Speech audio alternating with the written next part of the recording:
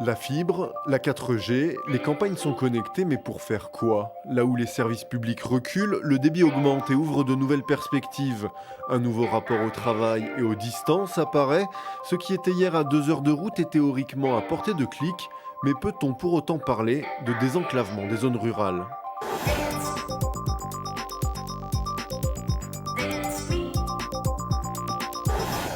Dans la vallée de Kaysersberg, le Covid a révolutionné la vie de nombreux travailleurs qui ont découvert les joies du télétravail. Céline Cocan fait partie de ceux-là. Depuis le mois de septembre, tous les mercredis, la directrice générale adjointe de la communauté de communes de la vallée branche son ordinateur portable chez elle. Bonjour Valérie. Une installation précaire sous un escalier entre le salon et la cuisine, mais après 6 mois, elle n'y voit que des avantages. Le mercredi après-midi, j'ai mes enfants qui ne travaillent pas, donc ça me permet d'avoir un œil sur eux. Et puis aussi, c'était pour une question d'éviter des trajets, quoi. Ça me gagne quand même 25 km par jour. C'est 1 heure sur la totalité de la journée de trajet, de temps de trajet, quoi.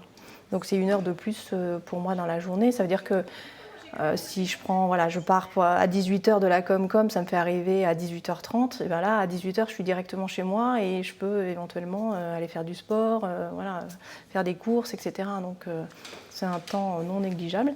Du temps en plus pour la vie privée, mais du temps en plus aussi pour travailler sans être interrompu.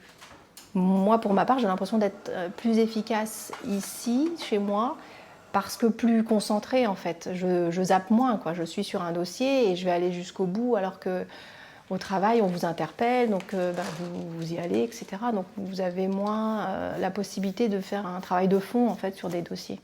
Comme beaucoup d'entreprises, la communauté de communes a développé le télétravail sous la contrainte du Covid. Mais après un avènement dans la douleur, nombreux sont ceux qui ont choisi de conserver cette option.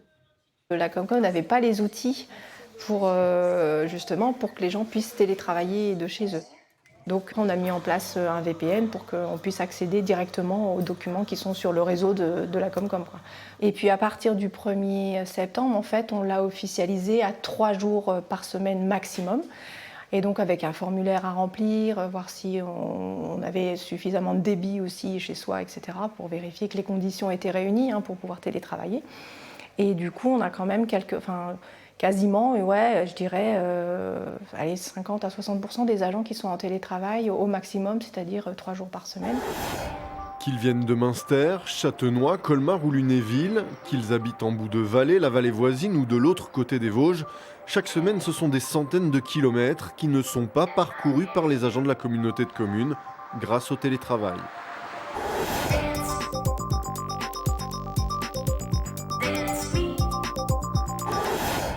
Le télétravail c'est bien, mais quand une présence physique est indispensable, la voiture reste le mode de transport numéro 1 en zone rurale. Alors pourquoi ne pas la partager? Quand il part de chez lui le matin, le premier réflexe de Cédric, c'est d'annoncer son trajet aux habitants de la vallée. Donc je vais lancer mon application, je choisis en tant que conducteur, je décide où je vais, du coup là sur Kaysersberg. Et ensuite j'ai plus qu'à lancer mon trajet, c'est les seules démarches. Depuis le mois de novembre, cette application Covoit ici facilite le covoiturage dans la vallée. Une sorte de stop 2.0 qui recense en temps réel les conducteurs et les passagers enregistrés sur le service.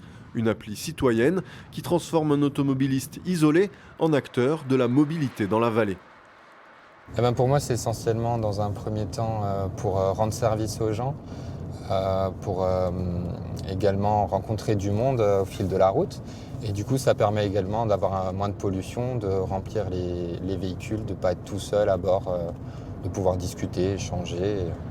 Et justement ce matin, une passagère attend un chauffeur dans le village suivant. Juliette vient de signaler sa présence via l'application et avec 15 000 véhicules qui empruntent chaque jour l'axe principal de la vallée, elle est sûre de ne pas rester longtemps à l'arrêt. C'est assez instantané, alors en général j'attends entre 1 et 10 minutes. Ça m'est arrivé peut-être 1 ou 2 fois de pas avoir de prise et puis à ce moment-là j'ai repris ma voiture derrière, mais sinon de manière générale tout le mois de décembre j'ai fonctionné comme ça et depuis janvier je fonctionne assez quotidiennement comme ça. Ouais. Bonjour. Gratuit pour les passagers, l'application rapporte au conducteur 1 € par covoiturage effectué. Une somme versée par la communauté de communes qui a trouvé là un système de transport moins cher et plus souple qu'une ligne de bus. Le système de la ligne de bus cadencé entre Colmar et le fond de la vallée a déjà été expérimenté et le résultat a été plutôt négatif. Plus de 300 trajets sur un seul mois. Ouais, c'est toujours le haut de la vallée vers le bas. Ça va permettre quand même d'avoir, ne pas un bus vide, mais de réduire l'autosolisme, d'avoir des horaires élargis et puis spontanés d'ailleurs, et puis aussi créer du lien entre les gens, alors que le bus ne le fait pas nécessairement. Le tout à condition que les citoyens utilisent l'application. La hausse des prix du carburant a donné un coup de pouce au service qui compte déjà 1 millier d'inscrits sur les 17 000 habitants de la vallée. 1 millier d'inscrits, mais seulement 15 passagers transportés par jour. Partager sa voiture, c'est une chose, s'en remettre aux autres pour ses déplacements, c'en est une autre.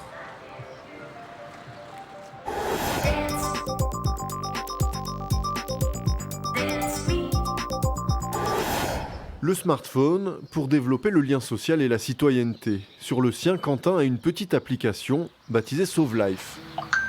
Et quand elle bip, ce pompier volontaire abandonne tout, toutes affaires cessantes. Alors là, j'ai reçu une notification de l'application Sauve Life en me disant qu'il y avait un arrêt cardiaque à proximité. Du coup, je m'y rends avec l'aide du GPS de l'application. À l'autre bout du fil, c'est le SAMU du Haut-Rhin qui a déclenché l'alerte. Oui, bonjour monsieur, c'est le SAMU 68 à l'appareil. Vous avez répondu à une demande de Sauve Life. Donc le patient se trouve devant la caserne des pompiers de Vadevillers.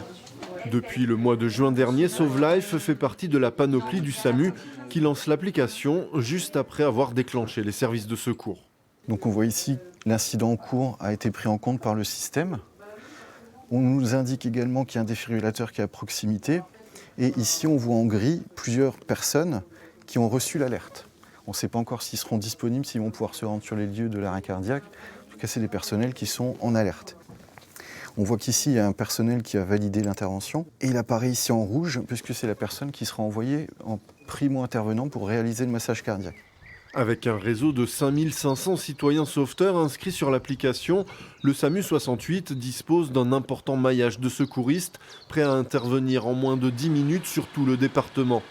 Des ressources d'autant plus précieuses quand on sait que chaque minute sans massage cardiaque fait perdre 10% de chances de survie à la victime. Sur Mulhouse, ou dans les agglomérations, on se rend compte que globalement, les sauveteurs citoyens arrivent quasi en même temps que les secours. Par contre, dès le moment où il y a du temps de circulation, du temps d'acheminement des secours, eh bien là, ça prend toute sa pertinence et les sauveteurs citoyens peuvent masser pendant 3, 4, 5, 7 minutes avant que les secours arrivent. Et c'est là que ça fait la différence parce qu'on donne véritablement sa chance au patient que l'on puisse récupérer son arrêt cardiaque. Donner les mêmes chances à la victime qu'elle habite en zone rurale ou en zone urbaine, c'est l'intérêt de cette application. C'est aussi ce qui a motivé Quentin pour s'enregistrer dessus. Je peux me retrouver à proximité d'un arrêt cardiaque dans n'importe quelle ville ou village de France. Et surtout, ça peut être un de mes voisins qui tombe en arrêt cardiaque et je pourrais déjà effectuer les gestes de premier secours en attendant les pompiers et le SAMU. 61 SAMU en France utilisent Sauve Life, dont 2 dans le Grand Est. Mais si l'appli sauve des vies, elle ne peut pas le faire sans l'engagement de chaque citoyen sauveteur.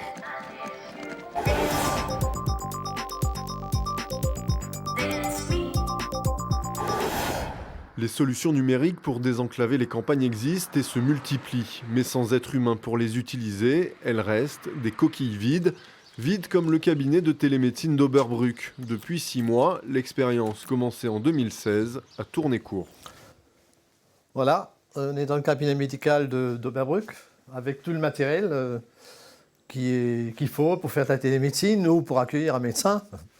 Et le problème, c'est qu'on n'a plus de médecin qui fait de la télémédecine, on n'a pas de médecin physiquement non plus. Et c'est un peu dommage, voilà. Retour en 2016. À l'époque, les habitants du fond de la vallée de la Dolère découvrent la télémédecine. Bonjour docteur. Bonjour. Et leur nouveau médecin. Celui-ci est dans un autre village à plusieurs dizaines de kilomètres. Et à Oberbruck, une infirmière assure les gestes médicaux et fait l'interface grâce à un chariot connecté doté de multiples instruments. Continue de t'orienter vers le haut et la gauche. Voilà, presque bon. Là, on y est. Je vais essayer de prendre une photo.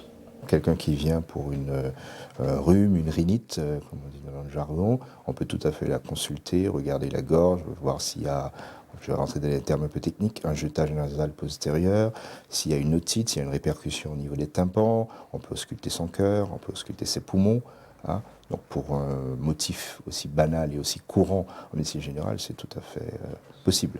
Et le cabinet a trouvé ses patients, des patients heureux de ne pas devoir descendre en entrée de vallée ou attendre plusieurs jours pour obtenir un rendez-vous. Pour les gens qui n'ont pas de permis, qui n'ont pas de voiture, qui ne peuvent pas se déplacer, je trouve que c'est pratique parce que dans la vallée, il n'y a plus rien. Ça peut répondre déjà aux premières questions et ça peut permettre ensuite d'aller voir un spécialiste ou en cas de besoin, quoi. Mais au moins, on a déjà tout de suite un premier avis médical. Mais au fil des années, les médecins se sont succédés sans jamais s'installer dans la pratique. Et puis l'assurance maladie a imposé des règles pour le remboursement, dont une première consultation en présentiel difficile à réaliser avec un praticien à l'autre bout de la France. Et aujourd'hui, faute de médecins volontaires, le cabinet est fermé. Alors la solution technique, elle existe depuis 2017 et les gens qui sont venus, les patients qui sont venus, la plupart étaient très très satisfaits du système, donc c'est quelque chose qui marche, je l'ai pratiqué moi-même. C'est une solution, à mon avis c'est une solution d'avenir le jour où il n'y a plus de médecins sur le secteur. Le problème n'est pas seulement chez nous en milieu rural, c'est aussi, j'ai vu dans les petites villes, j'ai vu près de Saint-Louis, Huningue, où ils cherchent des médecins, ils ne trouvent pas non plus, donc c'est un problème général. Un problème général qui ne sera pas résolu par une application. Car si le numérique peut faciliter la vie et abolir les distances, il ne remplace pas les humains.